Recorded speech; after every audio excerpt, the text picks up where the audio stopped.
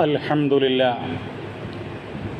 لله رب العالمين نحمده ونستعينه ونستغفره ونتوب إليه ونعوذ بالله من شرور أنفسنا ومن سيئات أعمالنا من يهده الله فلا مضل له ومن يضلل فلن تجد له وليا مرشدا أشهد أن لا إله إلا الله وحده لا شريك له وأشهد أن محمدا عبده ورسوله أرسله بالهدى ودين الحق ليظهره على الدين كله ولو كره المشركون اللهم صل على محمد وعلى آل محمد كما صليت على إبراهيم وعلى آل إبراهيم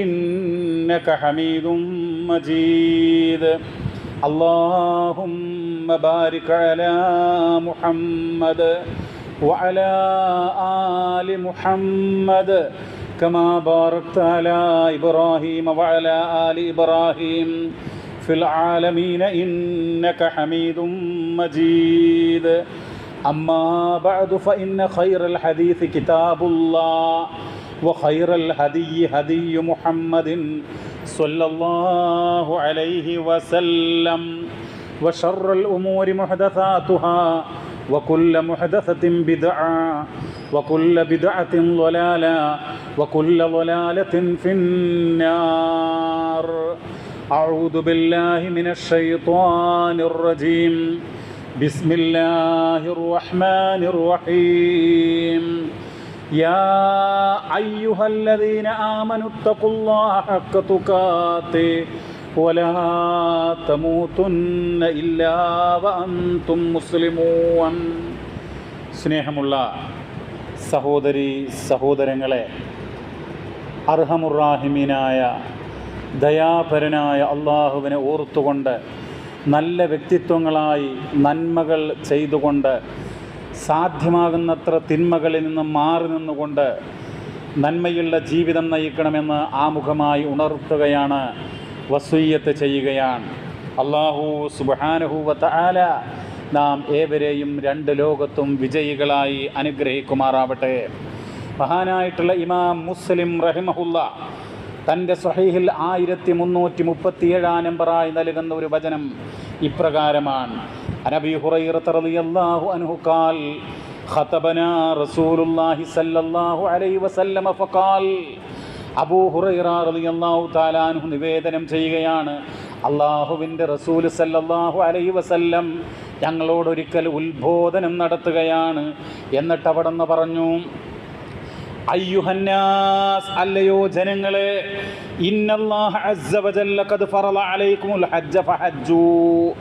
അല്ലാഹു സുബ്ഹാനഹു വ തആല അത്യുന്നതനും പ്രതാപവാനുമായിട്ടുള്ള ആ റബ്ബ് തീർച്ചയായും നിങ്ങളുടെ മേലെ ഹജ്ജ് നിർബന്ധമാക്കിയിരിക്കുന്നു, അതുകൊണ്ട് നിങ്ങൾ ഹജ്ജ് ചെയ്യുവിൻ. ഫഖാല റജുലുൻ, അപ്പോൾ ഒരു മനുഷ്യൻ ചോദിക്കുകയാണ്, അകുല്ല ആമി യാ റസൂലല്ലാഹ്, അല്ലാഹുവിൻ്റെ റസൂലേ, എല്ലാ വർഷവും ഹജ്ജ് ചെയ്യൽ നിർബന്ധമാണോ? ഫസകത ഹത്താ ഖാലഹാ സലാസൻ, അപ്പോൾ അല്ലാഹുവിൻ്റെ റസൂൽ ആ ചോദ്യത്തിന് മറുപടി പറയാതെ മൗനം പാലിക്കുകയാണ്. അങ്ങനെ 3 തവണ ആവർത്തിക്കപ്പെടുകയുണ്ടായി. അഥവാ 3 തവണ വ്യക്തി ചോദിച്ചു, 3 തവണയും അല്ലാഹുവിൻ്റെ റസൂൽ മറുപടി പറഞ്ഞില്ല. ഫഖാല റസൂലുള്ളാഹി സ്വല്ലല്ലാഹു അലൈഹി വസല്ലം, എന്നിട്ട് ഹബീബായ നബി തിരുമേനി സല്ലല്ലാഹു അലൈഹി വസല്ലം പറഞ്ഞു, ലൗ ഖുൽതു നഅം ലവജബത്, ഞാൻ അതേ എന്ന് പറഞ്ഞിരുന്നുവെങ്കിൽ, അഥവാ എല്ലാ വർഷവും ഹജ്ജ് നിർബന്ധമാണോ എന്നുള്ള ചോദ്യത്തിന് അതേ എന്ന് പറഞ്ഞിരുന്നുവെങ്കിൽ ലവജബത്ത്, അത് നിർബന്ധമാകുമായിരുന്നു, അത് വാജിബാകുമായിരുന്നു. വലമസ്തതഅതും, പക്ഷേ നിങ്ങൾക്കത് അസാധ്യമാകും. സുമ്മ ഖാൽ, എന്നിട്ട് റസൂലുള്ള പറഞ്ഞു, ദറൂനി മാ തറക്തുക്കും, ഞാൻ നിങ്ങളോട് പറയാതെ പോകുന്ന കാര്യം അത് നിങ്ങൾ ഉപേക്ഷിക്കുക.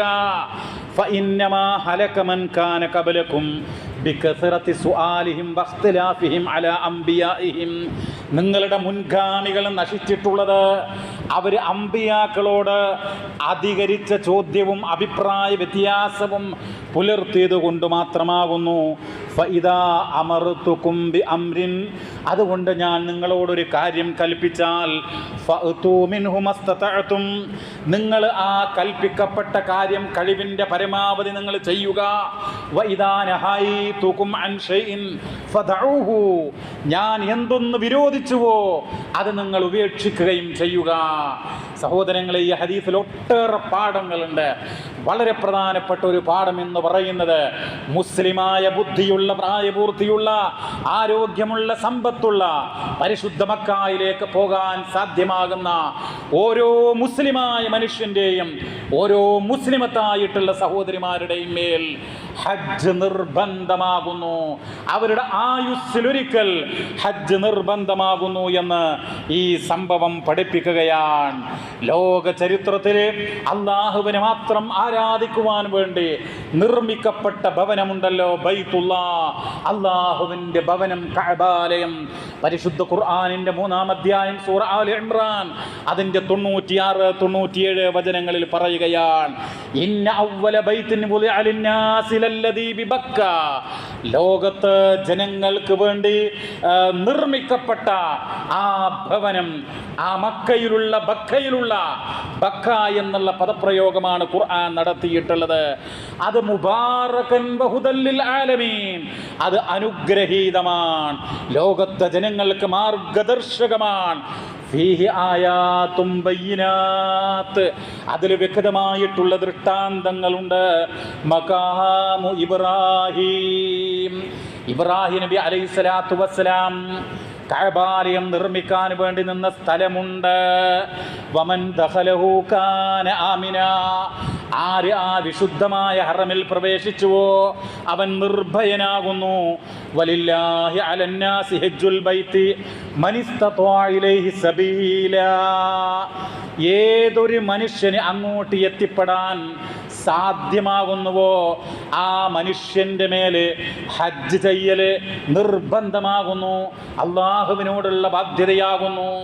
ഹിജ്റ 9-ാമത്തെ വർഷമാണ് പരിശുദ്ധ ഖുർആനിലെ ഈ വചനങ്ങൾ അവതീർണമാകുന്നത്.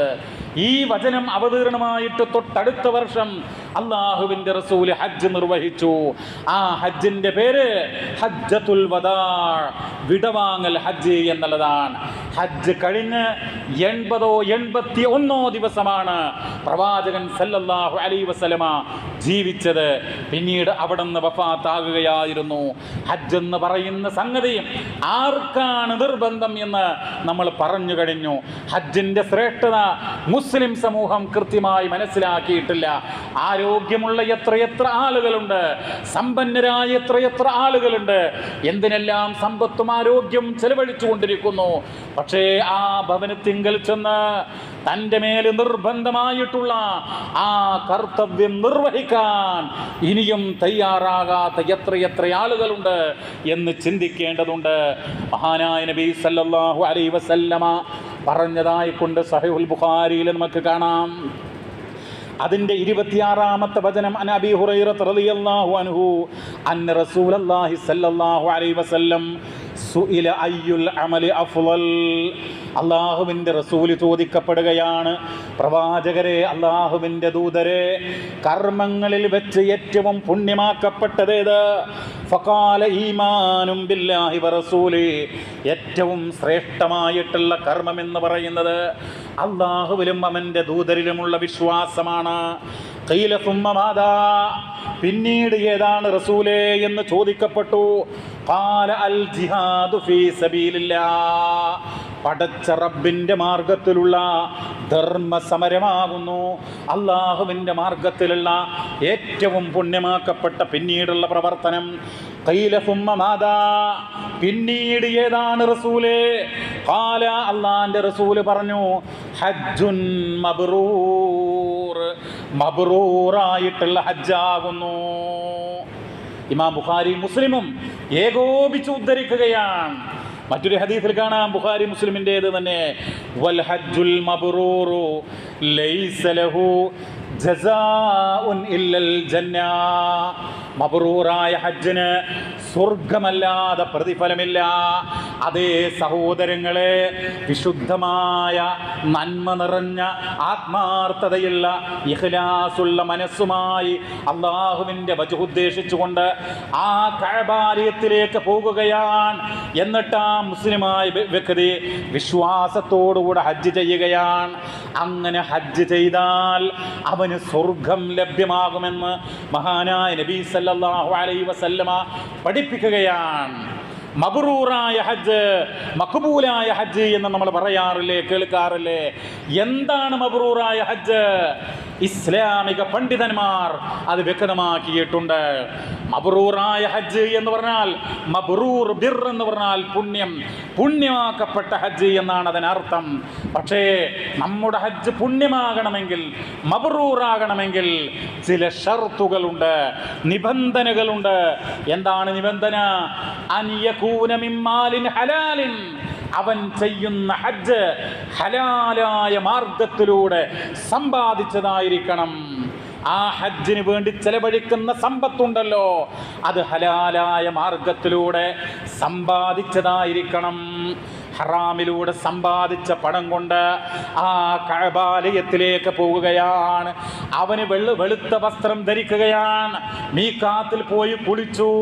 എന്നിട്ട് നിയ്യത്ത് കരുതി ആ വെള്ള വസ്ത്രമൊക്കെ ധരിച്ച് ലബ്ബൈക് അല്ലാഹുമ്മ ലബ്ബൈക്, ആ തൽബിയത്തൊക്കെ മുഴക്കി തവാഫ് ചെയ്യുന്നു. അങ്ങനെ ഹജ്ജിൻ്റെ കർമ്മങ്ങൾ നിർവഹിക്കുന്നു. പക്ഷേ സഹോദരങ്ങളെ, അവന് ഹറാം ഭക്ഷിച്ചതുകൊണ്ട് ആ ഹജ്ജ് സ്വീകാര്യമാവുകയില്ല. ഇത് ഞാൻ പറയുന്നതല്ല, മഹാനായ റസൂലുള്ളാഹി സ്വല്ലല്ലാഹു അലൈഹി വസല്ലം പഠിപ്പിച്ചു. സഹീഹ് മുസ്ലിമിൽ നമുക്ക് കാണാൻ വേണ്ടി കഴിയും. ഒരു മനുഷ്യൻ ദീർഘമായി യാത്ര ചെയ്ത് കടന്നു വന്നു. ആ മനുഷ്യന് യാത്ര ചെയ്തു വന്നിട്ടുള്ള അടയാളങ്ങൾ അദ്ദേഹത്തിൻ്റെ ശരീരത്തിലുണ്ട്. ഒരുപാട് പൊടി പുരണ്ടിട്ടുണ്ട്, മുടി ജട കുത്തിയിട്ടുണ്ട്. എന്നിട്ട് ആ മനുഷ്യനിതാ ഇഖ്ലാസോടുകൂടി ആത്മാർത്ഥമായി പ്രാർത്ഥിക്കുകയാണ്. ആകാശലോകത്തേക്ക് കൈകൾ ഉയർത്തിക്കൊണ്ട് യാ റബ്ബ് യാ റബ്ബ് എന്ന് പറഞ്ഞുകൊണ്ടാണ് പ്രാർത്ഥന. പക്ഷേ അല്ലാഹുവിൻ്റെ റസൂല് പറയുകയാണ്, മത്അമുഹു ഹറാം, അവന് ഭക്ഷിച്ചത് നിഷിദ്ധമാണ്. വമശ്റബുഹു ഹറാം, അവന് കുടിച്ചത് ഹറാമാണ്. വമൽബസുഹു ഹറാം, അവന് ധരിച്ചത് ഹറാമാണ്. വഹുദിയ ബിൽ ഹറാം, അവന് വളർന്നു വന്നത് തന്നെ നിഷിദ്ധമായ സമ്പത്ത് കൊണ്ടാണ്.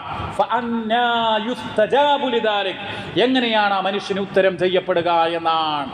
ഹറാമിൻ്റെ സമ്പത്ത് നമ്മുടെ ജീവിതത്തിൽ അതൊരു നയാ പൈസയാണെങ്കിലും ശരി, പ്രിയമുള്ളവരെ, അല്ലാഹു തആല സ്വീകരിക്കുകയില്ല. ഒന്നാമത്തെ ഷർത്ത് ഹലാലായി സമ്പത്താകണമെന്നാണ്. രണ്ടാമത്തേത് ഒരു ഷർത്ത് എന്ന് പറയുന്നത് അൻ യഅതിയ ബിൽ മനാസിക് വിഫ്ഖ സുന്ന എന്നാണ്. അല്ലാഹുവിൻ്റെ റസൂൽ സല്ലല്ലാഹു അലൈഹി വസല്ലമയുടെ ചര്യക്ക് അനുസൃതമായിട്ടായിരിക്കണം ഹജ്ജ്. ആരെങ്കിലും മഹാന്മാരായിട്ടുള്ള ഇമാമീങ്ങളോ അതുപോലെ തന്നെ ഉലമാക്കളോ പറഞ്ഞതുപോലെ ആവാൻ വേണ്ടി പാടുള്ളതല്ല. റസൂലുള്ള എങ്ങനെ ചെയ്തോ അങ്ങനെയാണ് ഹജ്ജ് ചെയ്യേണ്ടത്. എല്ലാ കർമ്മങ്ങളും അങ്ങനെയായിരിക്കണം. പരിശുദ്ധ ഖുർആനിൻ്റെയും സഹിഹായ തിരുസുന്നത്തിൻ്റെയും വെളിച്ചത്തിലല്ലാതെ എന്തൊരു കർമ്മം ചെയ്താലും അത് അല്ലാഹു തആല സ്വീകരിച്ചു കൊള്ളണമെന്നില്ല എന്ന് കൃത്യമായി നമ്മൾ മനസ്സിലാക്കണം.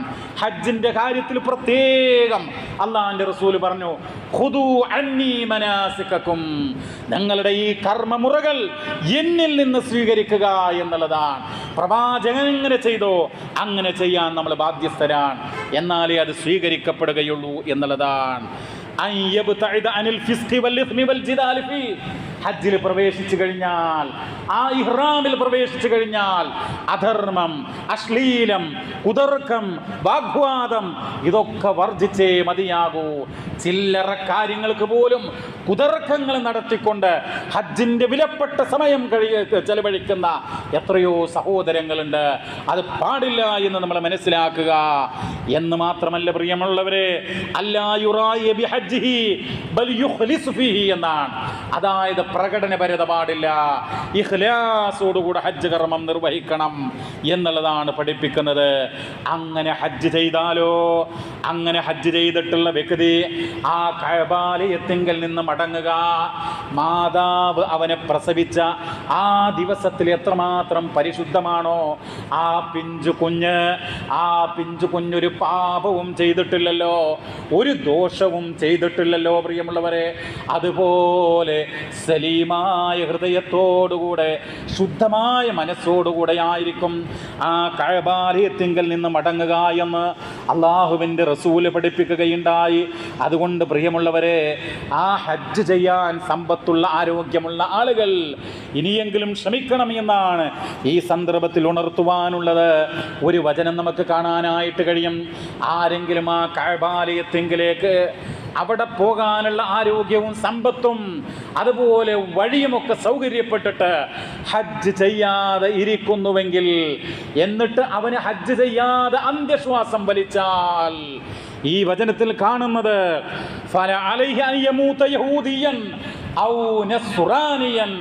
അവന് ജൂതനോ ക്രൈസ്തവനോ ആയിട്ട് മരണമടയട്ടെ എന്നുള്ളതാണ്. ഓർക്കുക, എത്രമാത്രം വലിയ ഗുരുതരമായ തെറ്റാണത് എന്നുള്ളതാണ്.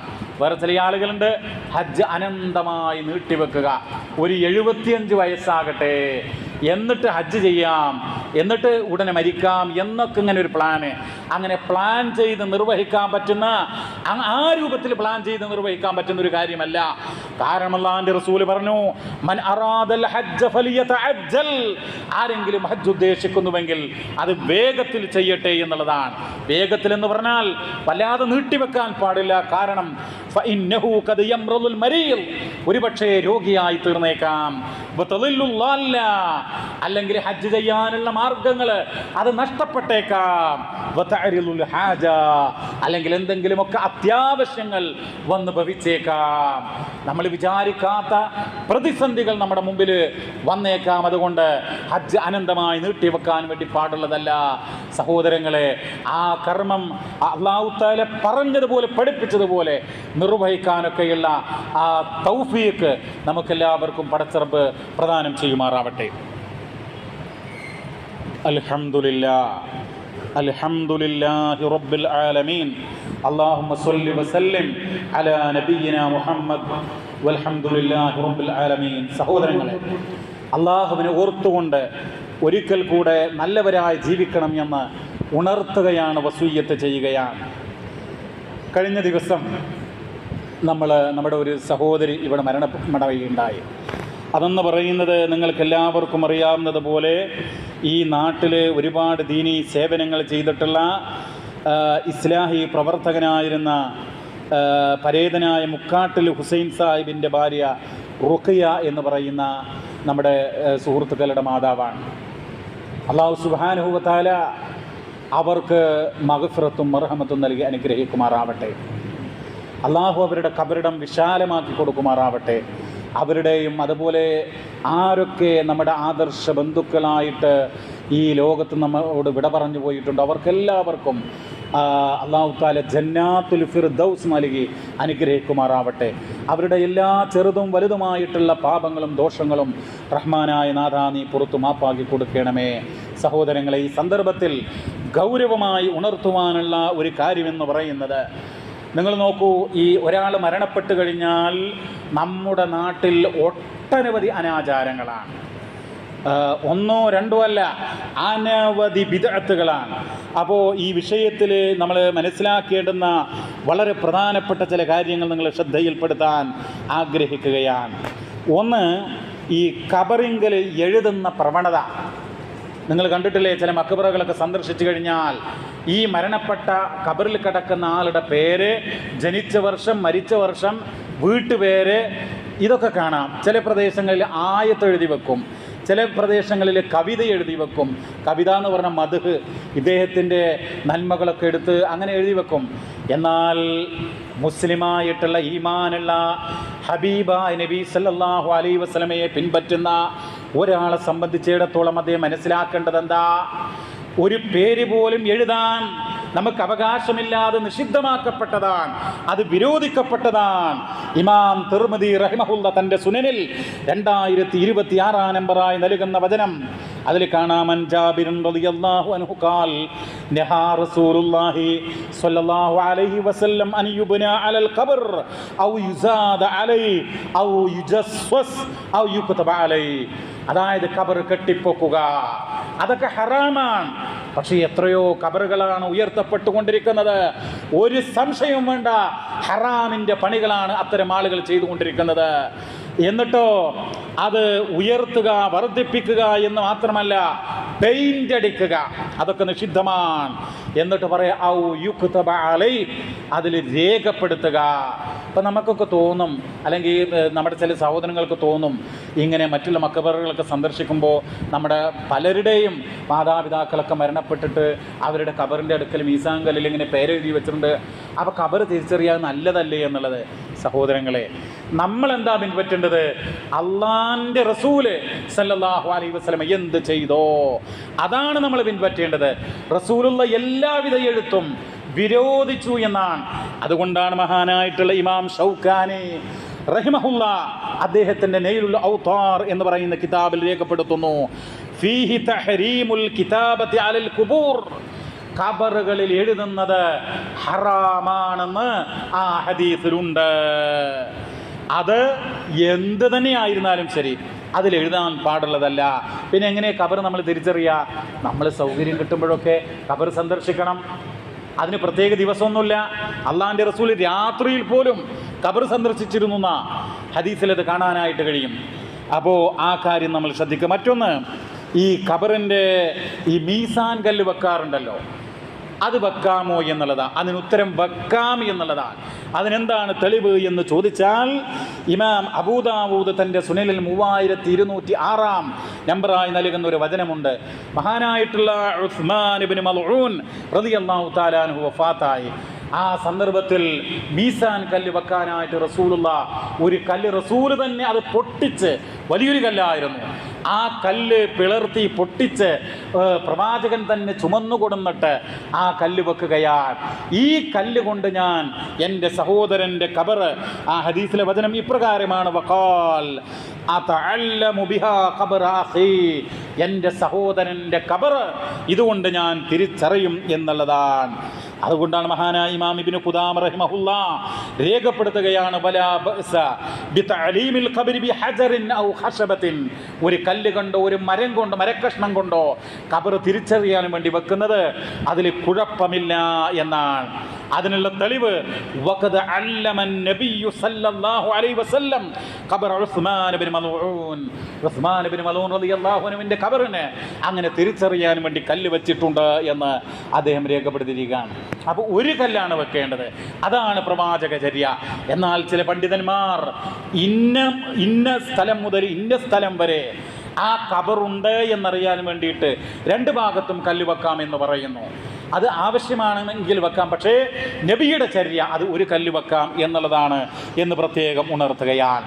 അതുപോലെ തന്നെ പല പ്രദേശങ്ങളിലും മൈലാഞ്ചി കൊമ്പ് വെക്കാറുണ്ട്. മൈലാഞ്ചി കൊമ്പ് വെക്കുക എന്നുള്ളത് അള്ളാഹുവിൻ്റെ റസൂൽ ഒരിക്കലും പഠിപ്പിച്ചിട്ടില്ല. പിന്നെ എന്താണുള്ളത്? ഒരിക്കലൊരു സംഭവമുണ്ടായി. പ്രവാചകൻ ഒരു തോട്ടത്തിലൂടെ നടക്കുകയാണ്. അപ്പോൾ പ്രവാചകന് ഒരു ദിവ്യബോധനം വഹി ലഭിച്ചു. എന്താണ്? ആ ഖബറിൽ കിടക്കുന്ന 2 ഖബറുണ്ട്. ആ ഖബറിൽ കിടക്കുന്ന ആളുകൾക്ക് അദാബ് നൽകപ്പെട്ടുകൊണ്ടിരിക്കുന്നു, ഖബറിൽ ശിക്ഷ നൽകപ്പെട്ടുകൊണ്ടിരിക്കുന്നു എന്നാണ്. അപ്പോൾ റസൂലുള്ളാഹി ഈ തപ്പനയുടെ ഒരു പച്ചമട്ടൽ കൊണ്ടുവരാൻ വേണ്ടി പറയുകയുണ്ടായി. എന്നിട്ട് അത് 2 ഭാഗങ്ങളാക്കി അതാ 2 ഖബറുകളിലും വെച്ചു. എന്നിട്ട് പ്രവാചകന് പ്രാർത്ഥിച്ചു എന്നാണ് ആ ഹദീസിനെ വ്യാഖ്യാനിച്ചുകൊണ്ട് മഹാനായിട്ടുള്ള ഇമാം ഖത്താബി റഹിമഹുല്ലാ, ആദ്യ കാലത്തുള്ള ആദ്യ 3 നൂറ്റാണ്ടിലെ പണ്ഡിതനാണ് അദ്ദേഹം. അദ്ദേഹം പറയാണ്, അദ്ദേഹത്തിൻ്റെ അഭിപ്രായം ഫത്ഹുൽ ബാരിയിൽ നമുക്ക് കാണാം, വഖദിസ്തൻകറൽ ഖത്താബിയു, മഹാനായ ഇമാം ഖത്താബി അത് എതിർത്തു എന്നുള്ളതാണ്. എന്താ കാരണം? ഖബറിൽ അദാബുണ്ട് എന്ന് നബിക്ക് വഹി കിട്ടിയതിൻ്റെ വെളിച്ചത്തിൽ വെച്ചതാണ് ആ പച്ചക്കൊമ്പ്. എല്ലാ ഖബറുകൾക്കും അങ്ങനെ റസൂലുള്ള വെച്ചിട്ടില്ല. എന്നിട്ട് അദ്ദേഹം പറയാണ്, അദ്ദേഹം വെറുത്തു.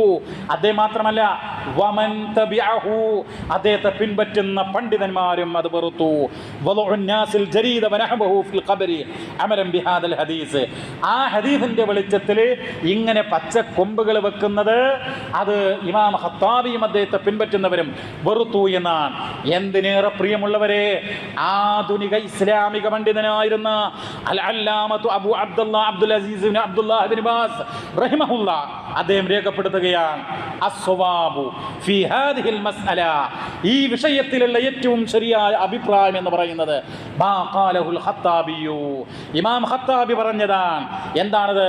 മിൻ ഇസ്തിൻകാരിൽ ജരീദി വനഹബഹു അലൽ ഖുബൂർ, ഖബറുകൾക്ക് മീതെ ഇങ്ങനെ പച്ച കൊമ്പുകൾ വെക്കുന്നത് അത് എതിർത്തു എന്നുള്ള അതാണ് ഏറ്റവും ശരിയായ അഭിപ്രായം. കാരണം ലിഅന്ന റസൂല സല്ലല്ലാഹു അലൈഹി വസല്ലം ലം യഫ്അലുഹു ഇല്ലാ ഫീ ഖുബൂരിൻ മഖ്സൂസത്തിൻ